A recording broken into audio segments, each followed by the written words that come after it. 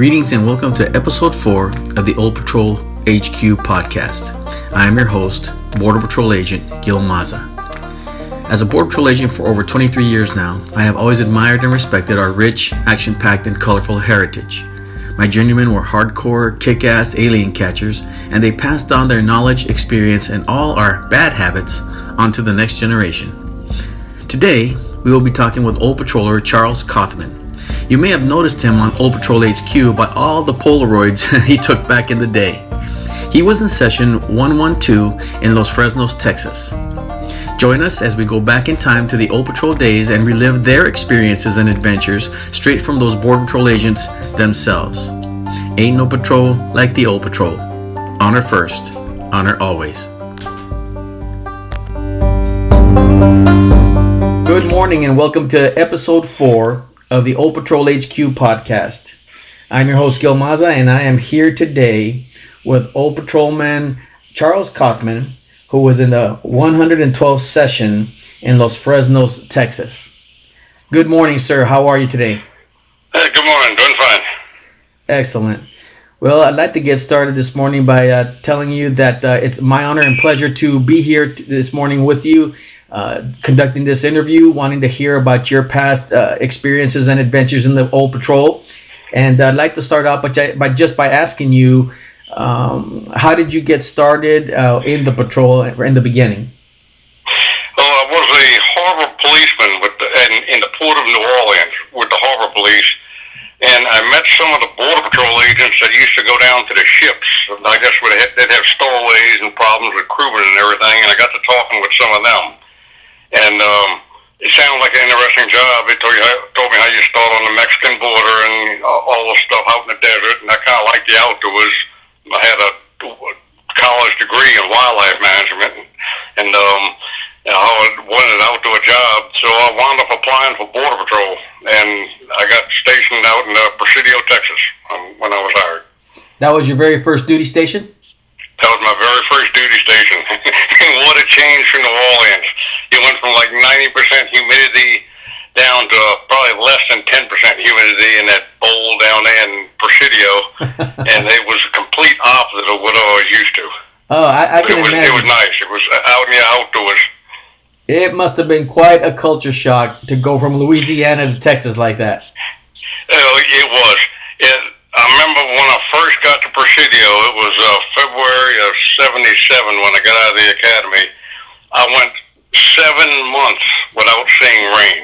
Oh. I remember the first month it was great. I thought, this is great, blue sky and sunshine, you know. And then after the second month, and then the third month, I said, well, I could stand a little bit of rain. And no, we went 7 months, did not see a drop of rain. Oh. And so, when you first got there, what was it like? What was the work like? It was completely different from anything I had seen. I had never been in a desert in my life, so it was just a lot of it was used to the physical terrain, the rocks, the cactus, everything out there has a spine on it. I found that out. There's nothing out there. It doesn't have a thorn. But it was I enjoyed the freedom. That's one of the things I liked out there the most. It was roughly a 20-man station. People always transferring in and out because of the hardship station. But it was roughly 20 men. There was one PAIC and one senior, and that was it. Ah. And it was so remote of an area that you were out of radio contact a good portion of the time when you go off in the mountains and stuff. But it was total freedom. You could do anything you wanted to do. They'd say work the east side or work the west side, and you get in your Jeep and you take off. And that was it. You were gone the rest of the day. Any area you wanted to track or anything you wanted to do, there was no supervision. Anything you got into, you handled it yourself. That's just the way it was back then. Yes. And what was the primary kind of work out there? Was it a lot of sign cutting, dope? Everything. Primarily, I'd say it was 50% of your time was sign cutting. And then if you worked the highways at night, it was nothing but alien loads coming up the highway and dope. And then in the summertime, during onion and melon season, we had some farm and ranch check. And so it was a combination of just about everything. And who were some of the guys that you worked with back in those days? Oh, geez, let me see. We had Wayne Weimers. He was the #1 dope catcher in the station. Mike Murphy, he was the PAIC, and J.W. Hewitt was the senior, the assistant PAIC. Had Mario Vargas, Ken Kramer, Carlos Salazar. I'm trying to think some other ones. Bob Marin, John Carter was there. Loreto Vasquez, Jerry Gulliher. Mm-hmm. There was a bunch of them. Yeah. Some of them might still be on Facebook. Maybe they'll even hear this podcast later on. Yeah, there could be. Some of them are deceased now. I know Gulliher and Marin aren't around anymore. Jim Leach isn't around. Louis Stahl, he became a helicopter pilot, but he got killed out in El Paso in a crash. Oh. There's quite a few fellas that we lost. I see. But there should still be some of them around. Right. And how long did you work Presidio, sir? I was only there roughly 2 years. We went on some details out there, but not too many people got detailed out to other areas. It was just usually within Marfa sector. Uh-huh. But it was a hardship station. I was there for 2 years, and after I transferred out, man, I regretted, in many ways, I regretted leaving because the duty, it was a hardship station because there was nothing there in town, but the work was just, you can't get better work than that. Sometimes you go out to work, you can't believe that you're being paid to do what you're doing. You feel like you should be paying the government to let you do some of the stuff you do. I mean, there's people that would be willing to pay to do some of the stuff that we were doing. It was I missed it my entire career after I had left.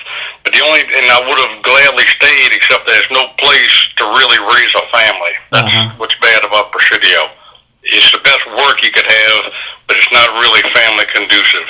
There's literally nothing for the children, your wife, or anything else to do. At least back then, there was nothing there. Yeah. So as far as the work goes, as far as you were concerned, it was a badge, a gun, and the paycheck was just a bonus. You're right. Yeah, exactly. I mean, you go out there, and some days you just, if in the middle of the summer, if it was say July or August, and the temperature is like 115, close to 120 degrees, and it's so hot that nobody can cross. You literally can't make it across the desert. You can't carry enough water with you. You die of thirst. And so there was no sign cutting to do in certain times of the year because it was just too doggone hot. And you get working the east side up the Casa Piedra Highway or out in the mountains, there's literally nothing to do, and you got all day to do it in. So we just explored Indian caves and looked at the paintings and picked up arrowheads, and you just basically explored the whole countryside because there was nothing else to do. Wow. I mean, it was total freedom, and then you had no radio contact in a lot of those areas. Sometimes we carried 2 spare tires in case you got a extra flat or something like that. There's what time we had those old doggone Ram Chargers, 76 and 77 Dodge Ram Chargers. I think it was the worst vehicle put on 4 wheels, and they would break down all the time out there in the mountains. And then you're stuck until they find you the next day. Oh, jeez. Spent many a night out there in the desert. And nobody knew you were missing until you didn't show back up at the station that evening. It's like, uh-oh, somebody's missing. If they say, where was he working? If they say, well, he was assigned to the east side. Well, that's a couple of 1,000 square miles. Oh, jeez. You could be anywhere out there. And you got stuck out there a few times like that? Yeah, with those Ram Chargers. I high-scented one time, had to spend the night before they found me the next day, and then the Ram Chargers, the problem they had is that, it might be before your time, Chrysler was going bankrupt back then, and the government was bailing them out, so they were buying Chrysler products, Dodge, Plymouth, and Chrysler, and the service was buying all these Dodge vehicles, these Ram Chargers, and Chrysler was trying to cut back on expenses. They didn't put any lock washers on the hold-down bolts for the batteries back then. Little cheap lock washer, and you'd be out bounced around out there in the desert, in the mountains, and the battery clamp would come loose, and you didn't know it. Oh. And the battery would fall off the tray against the exhaust manifold. Huh. And they had 318 V8s back then. Well, it would melt the battery in half. And you didn't know that. You're out in the middle of the desert, and everything's great because the alternator's keeping the engine running. But as soon as you turn the engine off, that's it. You're done. It's totally dead because the battery doesn't have anything left in it. And you can't use the radio. You can't do anything. You're just stuck. Wherever you happen to have turned the engine off, you're stuck. Oh, man. If you're down a ravine or someplace, or we're going to go track aliens through a canyon or something, you're there until somebody finds you. So after you've gone and done hours of sign cut, maybe even caught the group and everything else like that, you go back to a ride that's literally useless at this point. Exactly. You have nothing. So you shoot. There's plenty of food out there. I mean, there's rabbits everywhere and all kinds of critters. So you can. And we always carry extra ammo in our ammo box, so in a Mini 14, so you can shoot your food and build a fire, and there's no problem getting food. And, just wait until a plane can find you the next day. So you could... You had a walkie-talkie, but a lot of times it didn't get out. You had to climb. Usually you try to find the lowest hill or mountain that you could climb, and you go up the side of one of those until you could get a click on the repeater, and then you could call somebody. But sometimes in the area it was just too doggone remote. You couldn't get out at all. We had a guy out here in El Cajon way back when I came in. I'm relatively new. I've been in a little over 23 years now. It'll be I retire next March. But back in 1996, when I got to El Cajon Station, there was a PA that used to go out and he used to hunt rabbits and snakes, and he'd put them in a cooler, and at the end of the day, take them home and fix them up and eat them. And so that's what we did. So you're saying that when you get stuck like that, you'd go out and hunt your rabbits, and then you'd prepare them out there, and that's how you'd eat for the night. Yeah. Oh, yeah, no problem. You usually had cattle tanks around, or if not, you had a canteen with water. You skin them right there. They skin real easy. You skin them and gut them right there. Clean it, get the hair off, and then you start your little fire with. They had enough dead grease wood laying around, those creosote bushes, and you could cook right there. Just cook your fire up right there, no problem at all. Well, and then it was, just between that and a can of beanie weenies that we carried with us and stuff like that, you could survive with no trouble. But a lot of times when we were working out in the desert in the fall, we'd carry ice chests with us, a little small ice chest in the back of the vehicle with some ice in it. And they got those blue runners, the quail. We'd carry birdshot, put inside the service shotgun. We'd shoot quail. We'd shoot the little small cottontail rabbits. The jackrabbits were too tough and grizzly to eat. But we'd shoot all kinds of stuff because you weren't making much back then. Our salary back then was right at $11,000 a year. So we supplemented our salary, our food by shooting a lot of the stuff while we were out there. Yeah, I don't know how many other agents would have thought of something like that. I know if I had ended up there in that way, I probably would have starved. Yeah, you get by. Well, the plane would usually find you the next day. Luckily, the vehicle had white lids on top, so they kind of stuck out pretty good when you're flying up in the air and you look down. They could see that white eventually. Well, you build a little fire. I always carried a mirror with me, too, in case it was daylight. That way you could try to maybe make a reflection towards the helicopter. Yeah. Not the helicopter, excuse me, the airplane. We didn't have a helicopter out there.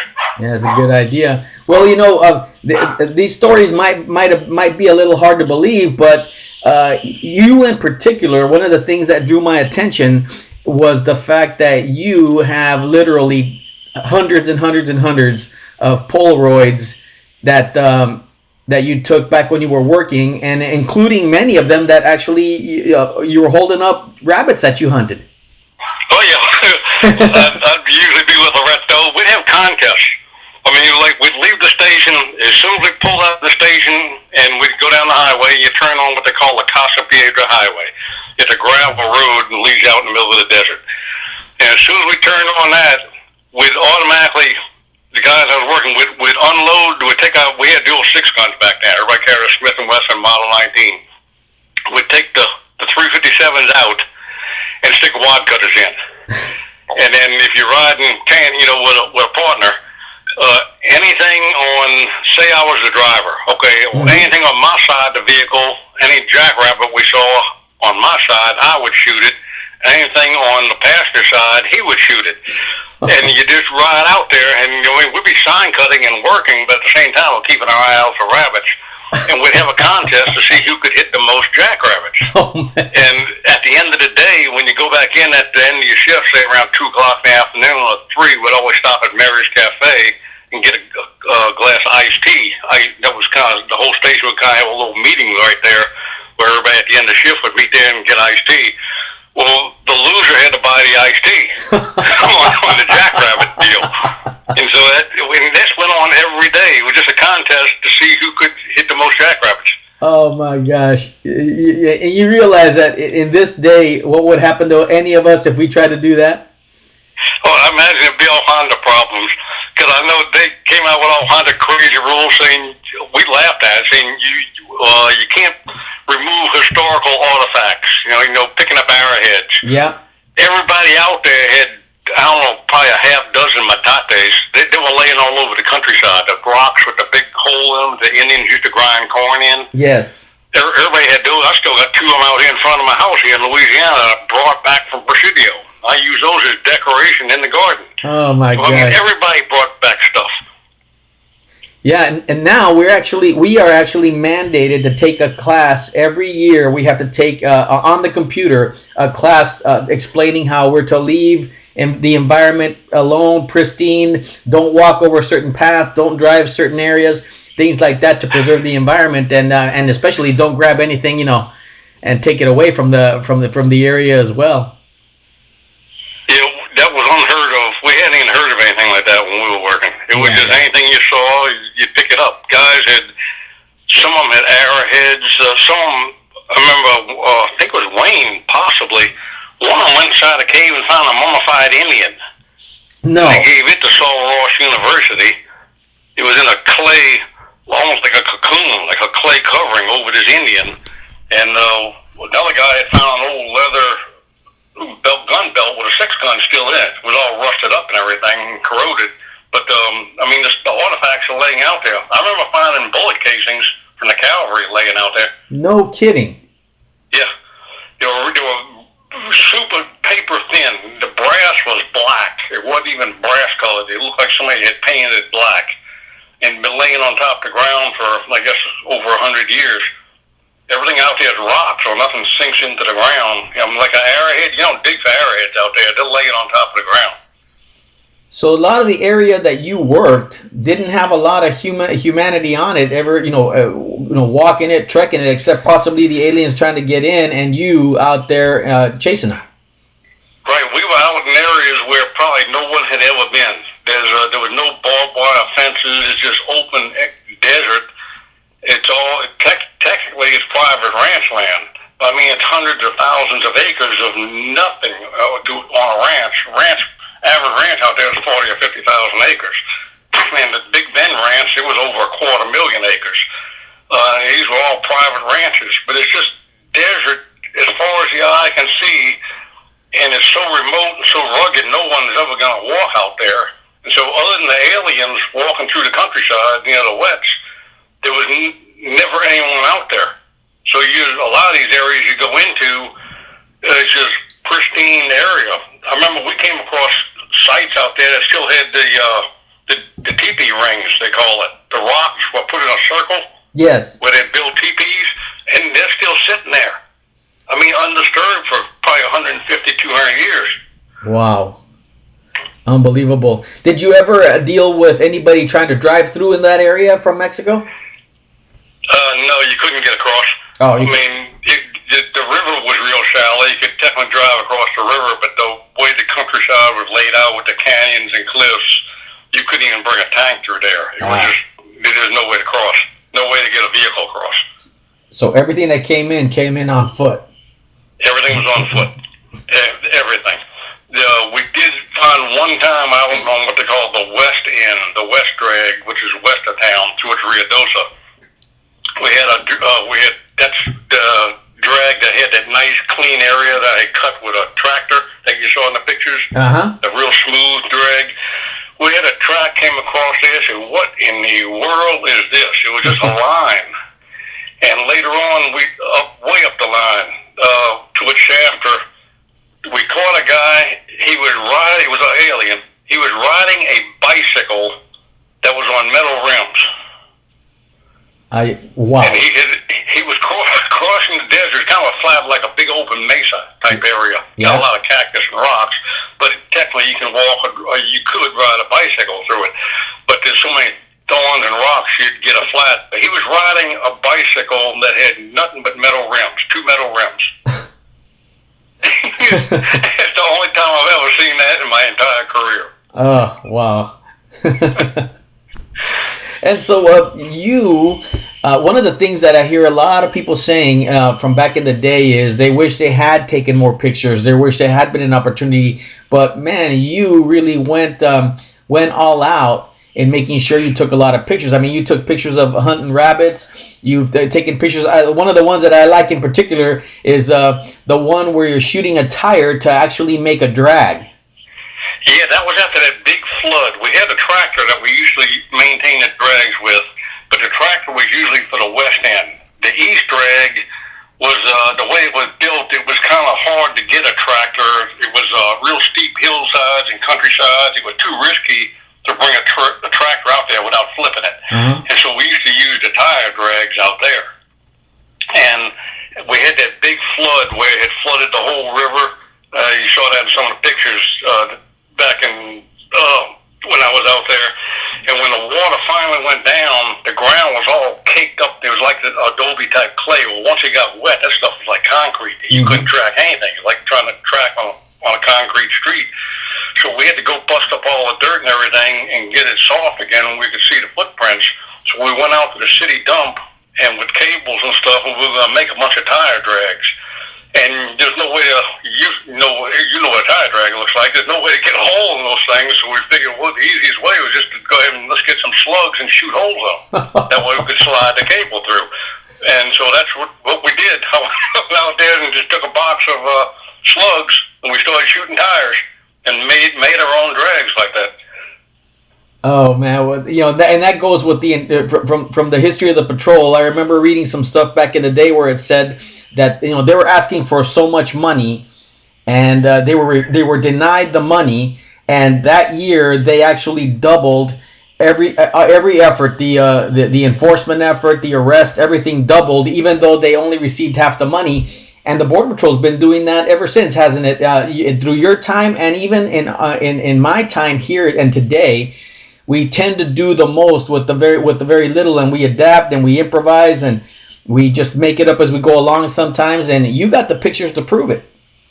Yeah, that's how you did things. If somebody thought up a way of doing it, you didn't have to. There was no supervisors, and the ones that were out there, they said, yeah, go ahead and do it. Nobody cared. I mean, we didn't have all the regulations, so if you needed to get holes in the tire, ammunition was plentiful, and they give you that all you want. So, yeah, we'd do whatever you have to do. The gun was like a tool back then. It was you carried it for self-defense, but it was an actual tool. I remember going downriver, driving one time, one of the ranchers out there, his barbed wire fence, I don't know how it happened, but anyway, he hit some broken strands of barbed wire, and a bunch of his cattle had gotten out. And they were on the highway.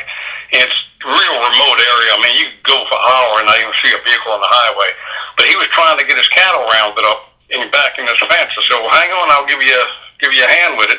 And I drove down the road about a half mile and got past where all the cattle were milled out there on the road, and then used a ram charger. And I remember holding my gun out the window, just like a cowboy would do with a horse, except I was in the ram charger, and I was firing shots up in the air, herding the cattle back towards him, and then he was herding them back through the gap in the gate back into his owner's land. And so we were actually helping the rancher out there round up cattle. And we didn't think anything of it back then.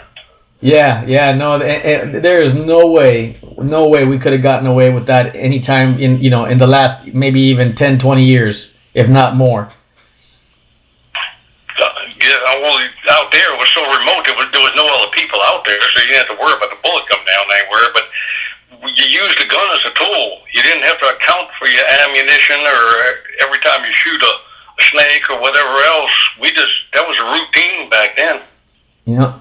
And so, did you have any close calls or any major situations that happened to you personally while you were out there in Presidio? Yeah, we had a few that no reports were made on, but yeah, we had a few that happened. Well, those are the ones I want to hear about. Well, I remember the Customs Patrol went out there. They finally, my last year there, the CPOs, what they call Customs Patrol, Customs opened a little Customs Patrol station, like the Border Patrol, except they wore blue uniforms. And these guys, I don't know where they got them from, but they were not familiar with the desert or the people or the culture or anything else. And they figured they're just going to go out there and, catch a bunch of dope. And we tried to tell them, hey, you got to watch this area, and be careful when you do this or this. And they basically didn't want to hear too much. It was like they thought they were experts at it, even though we've been doing it for years. I remember I think the guy's name was Pelagi. Last name. I can picture him, but I can't even remember his first name. Anyway, Cibolo Creek runs down to the Rio Grande River down there in Presidio, and then it kind of heads up north towards Shafter. And him and another CPO guy, they had 3 aliens coming across. Well, it wasn't just plain old wets. These were mules. They had marijuana on their backs. They were hiking it in. And they jumped out from behind a bush, with the custom halt type thing you'd see on television or something. Yeah. One of them wheels out with a gun and opens fire. Oh. And they dove for the ground. I remember Pelagi, he was laying in the dirt or the sand inside this creek, and he's trying to scoop sand up in front of his face to try to do like a little levee. That way the bullet hits the sand and not him. Oh my God. We told him, hey, when you see something like that, you don't go jump out and go, hey, such and such. Before you say anything, you go ahead and put a bullet right between their feet, your first thing is, before you say anything, you fire the shot, let them see the sand kick up right in the front, and then you say freeze. Yeah. That way they don't even reach for the gun to start with. Nowadays, it probably gets you fired for doing something like that. Absolutely. But you had to do it back then. You come out with that, federal officer stop thing, you're going to get your butt shot off. Oh, shoot. Oh, man. And you're saying that, that one, that quite didn't get, the report didn't make it back to the station, you're saying? No, but he didn't want to say anything, and I didn't say anything. I wasn't with him. I was about 200 yards away, but we saw it all happen. Yes. They had one time, matter of fact, I'm trying to think of who it was. We had stopped a truck, me and Wayne Weemers, we had stopped a guy on the highway, and I was at the driver's door talking with him, and Wayne came up on the passenger side, and the guy underneath the towel on the front seat had a gun. I didn't see it, but Wayne saw it. Mm-hmm. And so he reached for it, Wayne was going to take him out, but no, the guy didn't do it. But we had just several little close calls. I didn't get into any major shootouts like Hondrick did and Conover and stuff like that. It was real close. We used to work that area down by Redford, Texas and stuff. That was a real bad area. Yeah, but they did happen. Oh, yeah, they had them. Yeah, Hondrick shot that one guy. Him and Clarence White had driven down the Pullville Crossing down there in Redford. And then down there in Redford, the town across from Redford is called Mulatto. And it was founded, I guess, from way back in the 1800s, we heard it was a bunch of, there used to be a black Buffalo soldiers down there, black cavalrymen. Mm-hmm. A bunch of them had deserted and gone into Mexico, and then they wound up staying over there and everything. And so you can tell by looking at the aliens, they're a little bit different. A little bit darker, just a little bit slightly different look to them. And they're rough as heck. Boy, they'll fight. Every time you try to arrest one, you're going to have a fight. Yeah. And it was a real dangerous area. Anyway, Hendrick and Clarence had gotten down there, and they were walking down towards the river, and this alien down there was a group of them along the bank of the river on the American side. One of them pulls out a handgun and opens fire. So Clarence dies to one side. Phil, he drew his gun, and he was just going to try to fire 2 shots as he was diving to scare him, so to give him time to get behind a bush. And just by pure luck, he's a good shot, but he wasn't that good. The first shot shot the gun out of the guy's hand. No and kidding. The second shot hit the guy in the knee and dropped him. And the rest of the alien said, "Holy shit, this guy's good." He took a knee on the whole butt. And this alien, he's still down the bank of the river, crawling around trying to see if he can get to the other side. Well, Bill runs down there real quick and grabs him and just pistol whips the heck out of him right down the bank of the river. Oh, gee. And they hauled him back in the back of the Jeep. Of course, his knee got blown out. A .357 Magnum went right through his knee joints. So anyway, they hauled him up to the hospital and everything, and then they prosecuted him. But that was just stuff that happened. I wouldn't say a routine basis, but it's stuff that happened, pretty consistently down that Redford area. And who was that gentleman you said that fired those shots and ended up hitting the gun and his knee? It was Phil Hendrick. Phil Hendrick, and I bet was he a legend after that? I guess. Or was it all in a day's work? What now? I said, or was it all in a day's work? He had to do a report on it, and then they went up there to Pecos when they prosecuted the guy. They had to do it, but you never heard about it. I mean, it didn't make that report didn't make it throughout the patrol, I guess, because nobody got killed or anything. Right. But man, what a shot those were, and he said that he just did it on instinct. He did it on instinct. He said, I talked to him, and he and I worked together a bunch out there. He said, I was just trying to scare the guy so I could get behind cover. He goes in the bullets. I mean, boom! First one hit the guy right in the wrist, messed up his wrist for the rest of his life, and the second one hit the guy in the knee. That was the two luckiest shots he had ever made in his life.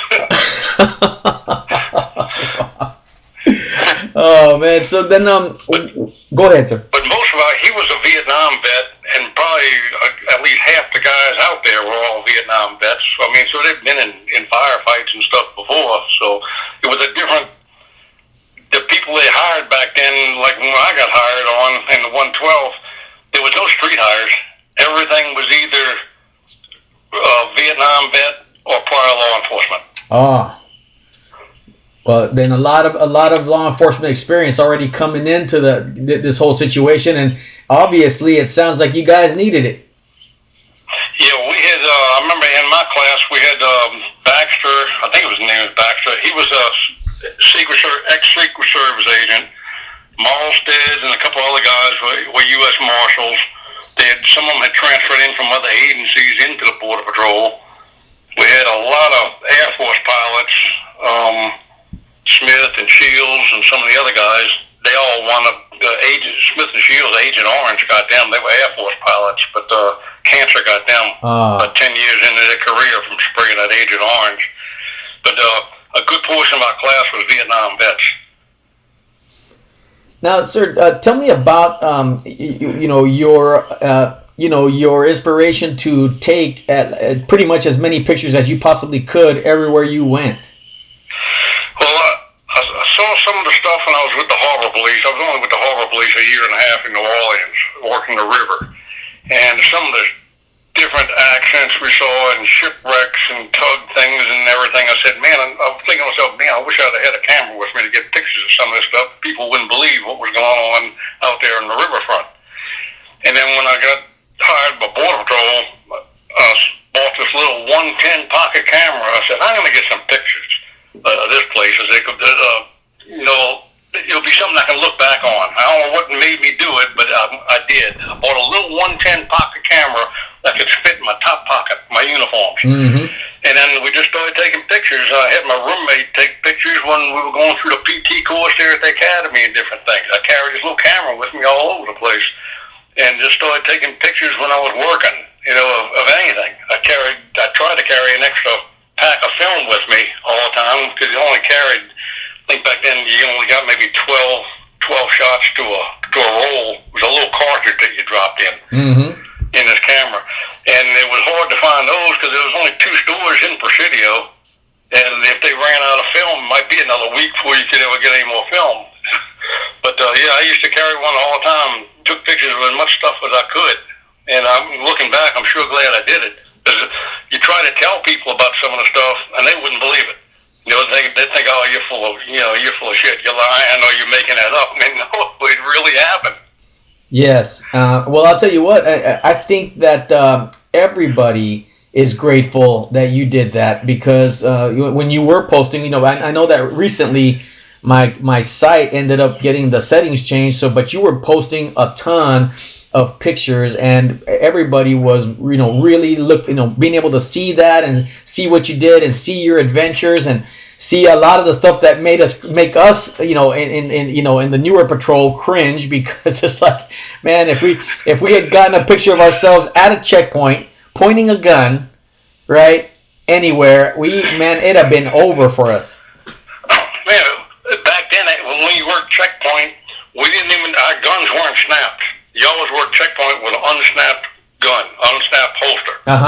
Everything back then was Jordan holsters, but the checkpoint is the one area where you're going to get into a quick draw.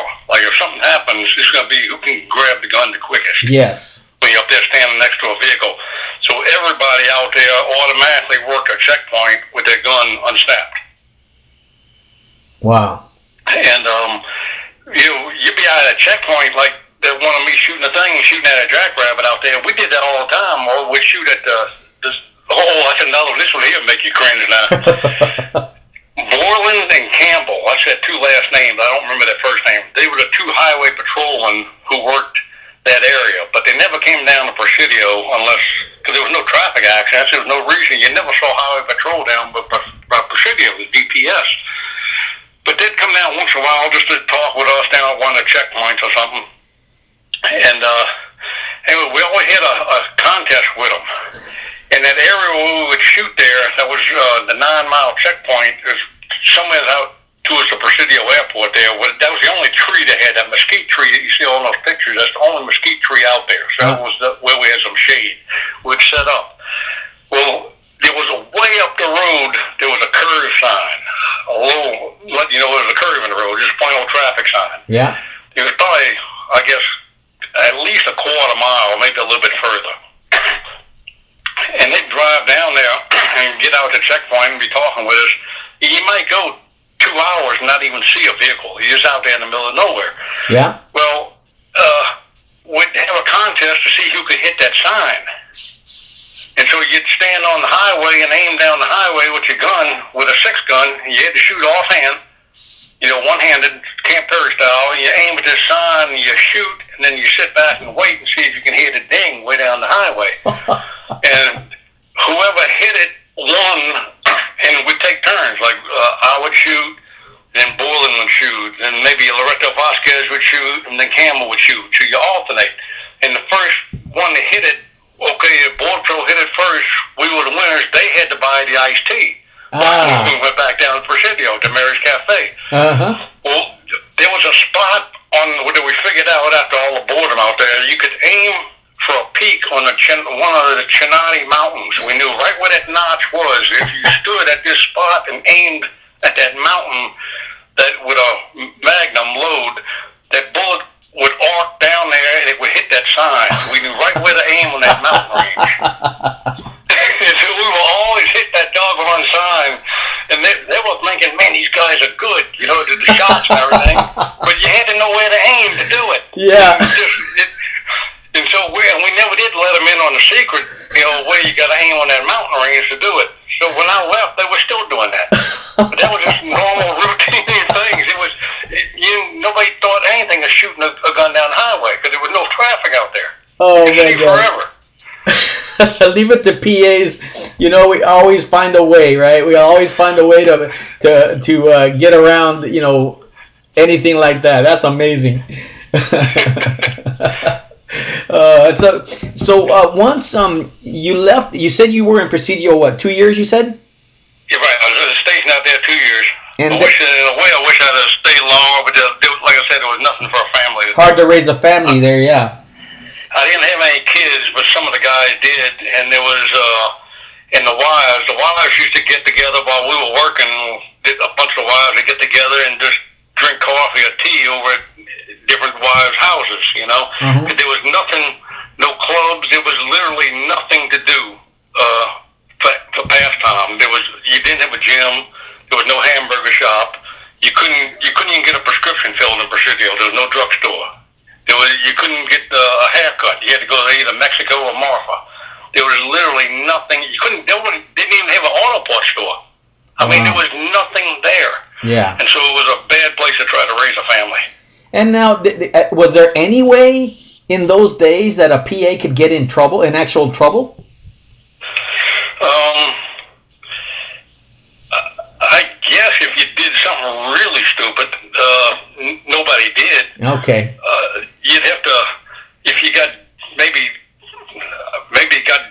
well, they didn't have any wrecks back then. If you got drunk maybe and ran into a store or something, would do something like crazy like that. But there was no incidents when I was down there where anybody got in trouble. The biggest one was when the whole half the station got thrown into jail over there in Ojinaga after that party that night. What?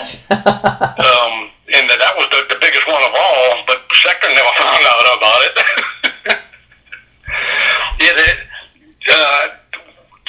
It was on your Facebook group, further down, some of the things you might not have seen the discussion some of the guys who used to work out there had. One of the guys had gotten married. It was either Kramer or Vargas. I don't remember. It was after one of their receptions. One of them they had both married local girls. Anyway, but after one of those weddings, a bunch of the PAs went over in Ojinaga, in what they call the zone, the red light district. Uh-huh. And they had about a dozen of them over there. And they were all standing around drinking inside this bar room. And anyway, some kind of way a major fight broke out with a bunch of the Mexicans over there in this bar room.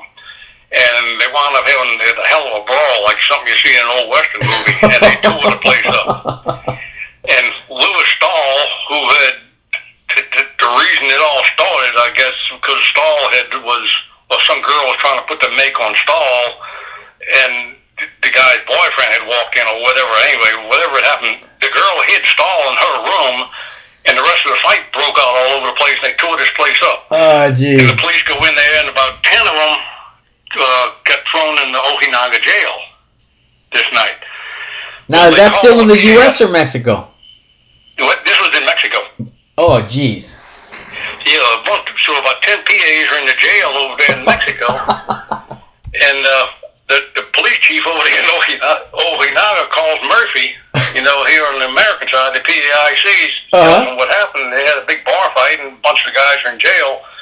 So they said, oh, geez. So he and JW go over there, and they get the guys out of the jail.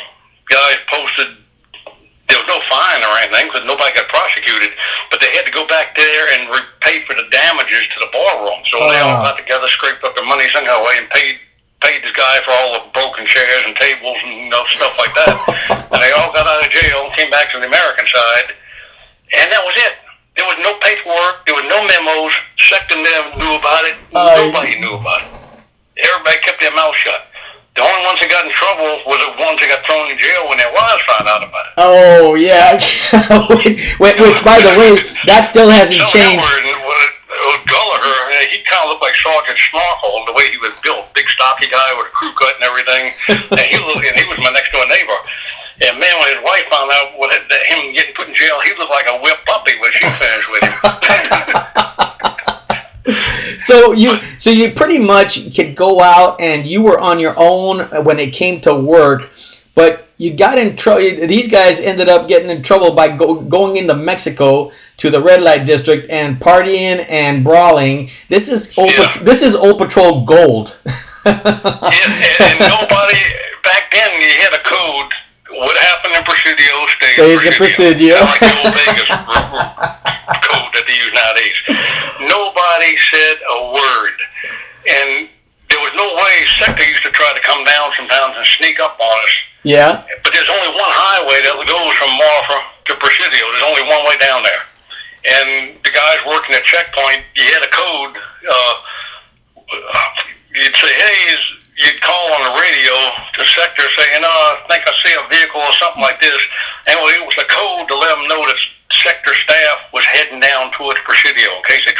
in unannounced. That way the whole station knew, okay, people from sector are heading down to Presidio, down the highway. And everybody could take care of their business real quick. You know, anything that had to be hid, any kind of shoulder arms, you know, mini 14s, and 30 caliber carbines everybody carried, would hurry up and go stash them and hide them and stuff so nobody would see anything going on. Yeah. And everybody carried their own personal firearms down there. Yeah, so sanitize everything and make sure it looks pristine for when sector shows up. Exactly. And they had we always had the one station raincoat. There was only one chief when I was down there, Jim Reed, worst guy I ever worked for on the patrol. But he wanted to do a station inspection, a uniform inspection one time. And he came down there to Presidio. This was back in '77. I hadn't been there all that long, a couple of months. And it never rained in Presidio. But he wanted to see the raincoats. And we knew that he was going to do it to the other station that didn't want us. So they had to sector raincoat.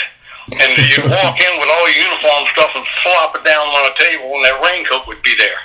And you do it, and as you go out the door, you just kind of slightly pass it off to the next guy, and he would hurry up and unfold it and fold it a different way and different things. The whole station used the same raincoat. As we went in, you know, and luckily nobody looked for that. He didn't look for the name. He just wanted to see if there was a raincoat. Yes. And I don't know if he knew or not that we were doing it. He didn't say anything, but the whole station went in with the same raincoat. You should pass it off to the next guy as you're going out the door. Oh, that's classic. That's classic. Oh man, that's so good.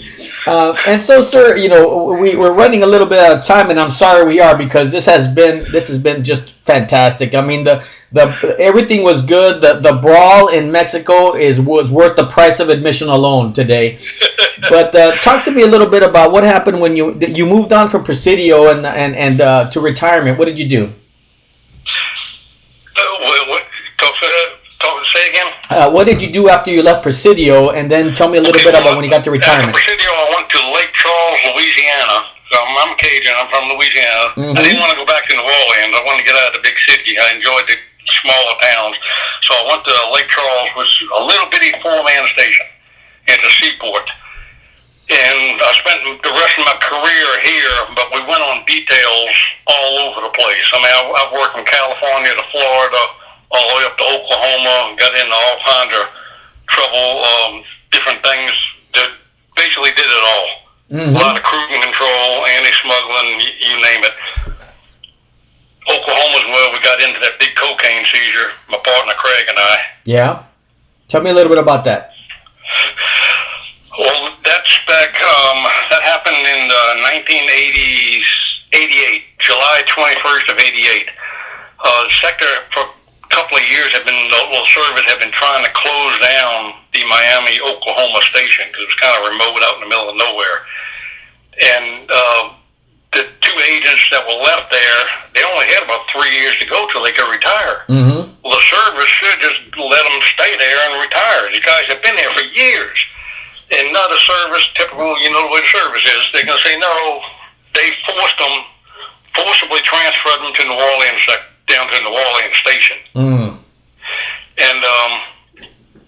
they were fighting it the whole way, but they were finally losing, and the word came to close the station.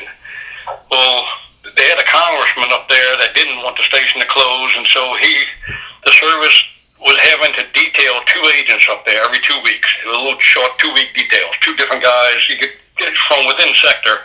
You get an agent out of one station, an agent out of another, and the 2 will go up there and work it for 2 weeks and come back, and then 2 more to replace them. This went on all that spring of '88, and then Craig was out of Little Rock, Arkansas, and I was out of Lake Charles here. We got sent up there, and we were the last detail. We had the security. We were going to go up there, undo the safe, get all the Operation Lariat folder and all the secure files and everything, and the weapons. We were supposed to bring everything back with us. Shut the station down. We went out on Interstate, I think it was 44 maybe, the Will Riders Turnpike, and we had fishing poles in the back of the car. So we were up there. The sector said, just go up there, R&R, 2 weeks, don't do anything. We'll tell you what day to come back. Well, we had stopped at the toll booth because they had a guy there ranch, and he had a pond, and we were going to go fishing. And we stopped to find directions to this thing. And while we're talking to him, here comes this rental truck pulls up, a Hertz truck with 2 Colombians in it. Oh. And we saw something, and one of them, the passenger, he started staring the hole through the floor. You know, wouldn't even look at me. I told Craig, hey, look at these 2. You know, he says, oh man, this is a load. I said, yeah, bingo, man, this got to be a load. So we asked him right there at the toll booth, hey, you know, want to see the documents? They both pulled out the old legalization cards. Yeah. You know, the SAW cards, seasonal agricultural worker cards for the amnesty thing way back then. And we didn't have time right there at the toll booth. We said, hey, go ahead and pull over on the side and let's talk to you. We don't want to block traffic. That was the excuse we used. We got to pull over on the shoulder of the road. And the story didn't add up. Long story short, they showed us a receipt with brand new furniture coming out of Houston, and these guys are heading to New York. Now, who's going to travel from New York down to Houston and buy new furniture and head back to New York? I mean, the story didn't make sense. So we wound up getting 1,700 pounds of cocaine in the back of this truck. Son of a gun. Yeah, pure straight coke. $53 million worth of cocaine. Holy cow! For the Cali cartel. Oh my! But it was U-Haul boxes in the back of a Hertz truck. So we said, there's got to be a U-Haul truck out there someplace. So we got a hold of DEA, and they set up real quick, and they caught 2 more truckloads on the way to New York. All told, it was a 5,000-pound shipment divided among 3 trucks. Son of a gun. And it all got taken down. And we did win them, but then DEA sent us a notice like 2 weeks later that the Colombians were looking for us. Oh, jeez. You know, they took down a hit team there in New York, and they found the hit list, and man, Mayor Ed Koch was on it, the New York DEA office head was on it, and then it said unnamed drug and addiction agents from the Gulf Coast. And that was Craig and I. Holy They cow. knew we came from outstations, but we didn't say where, and we didn't let our pictures be taken or anything, so they didn't know where to find us. But we had to really watch our backs there for a while. So you made... And then they wound up, after this thing hit, Ed Meese was the Attorney General. Washington forced the Border Patrol to reopen that station and to reman it. And so the agents that got transferred out forcibly to New Orleans, they got sent back and at least got to retire there. So that worked out good that way. The service was mad at us for having done that. They were furious at me because I was the senior agent at the time when we went up there on that detail. Yeah. And but I have no regrets about doing it. I'd do it again. I remember when in 88, that fall of 88, Craig and he and I were always getting in trouble together. I can see that. Or getting into incidents together, I should say. We went up to Washington, D.C. to get our Newton Azracs left over from the Oakdale riots the previous year. We had to go up there to receive those. And somebody out of central office, I don't even know his name, but he said, he didn't tell me anything about he didn't say congratulations or anything for the Newton Azrac. He just said, he goes, Kothmann, he goes, you're one of the ones that made that dope bust up there in Miami, Oklahoma, huh? I said, yes, sir. He goes, I just want to let you know you sure cost us an awful lot of paperwork. Or something along those lines. Man, I was biting my tongue to keep from telling this guy to kiss my ass. I'll bet. I just said, yeah, sure did, huh? I smiled and turned around and walked away from him. And then Craig and I after we got our awards, we walked down the street and went into a bar room and had a few drinks. We didn't want to be around those people. But yeah, they never did forgive me for it. Well, you know what? Good for you, and man, you made it onto a Colombian hit list. Yeah. Oh. Yeah, not the name. I mean, they knew who we were. Right. But they couldn't find us. That's amazing. That is amazing. So when did you end up retiring? I got so fed up with all the stuff going on, the way they were treating me, and the different stuff happened that when I turned 50, I turned 50 on March the 25th of 03, and I retired at the end of that pay period. As soon as I turned 50, I said, that's it, I'm out of here, goodbye. And I've never been back since. That's been 17 years. I hadn't even been by the station here in Lake Charles. Hadn't even gone by there. Ever since. Yeah. Yeah, they had so many stupid rules that came out. We had a chief, I won't mention names, or anyway, he became chief of New Orleans sector, and this was back in the 80s, late 80s, and like they came out with a rule that says you're not allowed to call anyone in the office by their first name. Like I worked with Craig Weinbrenner. He and I made that dope bust together, got our Newton Azracs together and Oakdale riots. We got into all kinds of stuff together. Mm-hmm. I wouldn't be able to be riding down the highway and say, hey, Craig, you want to get something to eat? I'd have to say, Mr. Weinbrenner, would you like to get something to eat? Can you imagine a rule that stupid? And that was an actual, a policy? No, that was an actual memo. I still got a copy of the damn thing. Oh, gee. You are not allowed.